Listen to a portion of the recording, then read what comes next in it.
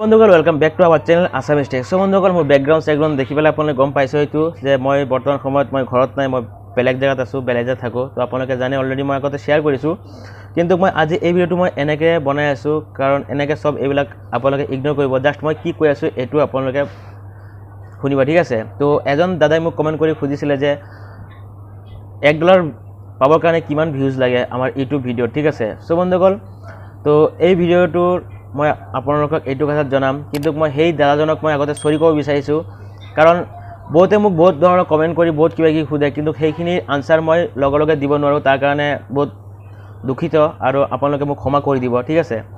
তো মেইন কথা আছে বন্ধুসকল যে আপোনালোকে কিমান ডলাৰ মানে কিমান ভিউজ হলে আপোনালোকে $1 পাব। তো বন্ধুসকল এটা কথা মনত ৰাখিব, ইউটিউবত কোনো ধৰণৰ এনেকুৱা স্পেচিফিক বা কোনো পাৰ্টিকুলাৰ ভিউজৰ সংখ্যা ৰখা নাই যে ইমানটো ভিউজ আপুনি যদি গেইন কৰিব পাৰে, ইমানটো ভিউজ যদি আপুনি কোনো ভিডিঅ'ত আনিব পাৰে তেতিয়াহ'লে আপোনাৰ $1 হৈ যাব।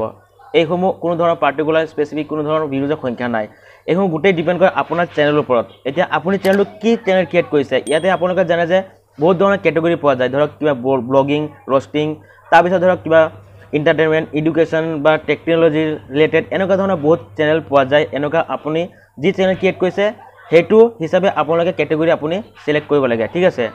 সেই কেটেগৰী অনুযায়ী আপোনাৰ চেনেলত আপোনাৰ সেই ভিডিঅ'সমূহ যিমান ভিউজ আহিছে সেই ভিউজৰ হিচাপত আপোনাক পইচা দিয়ে, ঠিক আছে? আপুনি কেতিয়াবা কি হ'ব, আপুনি 800 ভিউজতো আপুনি $1 পাব পাৰে, বা কেতিয়াবা আপুনি 1K ভিউজতো $1 পাব পাৰে, বা কেতিয়াবা 2K বা 3K ভিউজ হ'লে আপোনাক $1 কেতিয়াবা দিয়ে। এইসমূহ ডিপেণ্ড কৰে চেনেলৰ ওপৰত।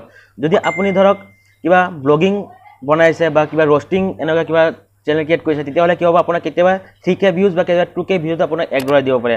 আৰু ধৰক আপুনি কিবা ধৰক টেকন'লজি ৰিলেটেড কিবা ধৰক শ্বেয়াৰ মাৰ্কেটত কেনেকৈ পইচা লগায়, তাৰপৰা কেনেকৈ আৰ্নিং কৰিব পাৰি, বা কেনেকৈ ট্ৰেডিং কৰিব পাৰি, বা ট্ৰেডিং কেনেকৈ কৰে, তো এইসমূহ ধৰণৰ ভিডিঅ' এনেকুৱা ধৰণৰ চেনেল বহুত কম থাকে, আৰু এইসমূহ হৈছে বহুত হাই লেভেলৰ চেনেল হয়, ঠিক আছে? এইসমূহ আপুনি প্ৰপাৰ নলেজ থাকিলে আপুনি এইখিনি কাম কৰিব পাৰে, আৰু এইসমূহ চেনেল বহুত কম মানুহে ক্ৰিয়েট কৰে, ঠিক আছে?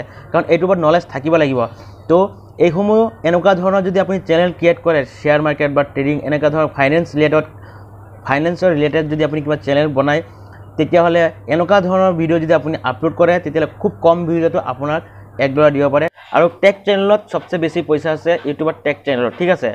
তো আপুনি যদি কিবা টেকন'লজি ৰিলেটেড যদি কিবা চেনেল ক্ৰিয়েট কৰিছে তেতিয়াহ'লে আপোনালোকে কেটেগৰী চিলেক্ট কৰি ল'ব।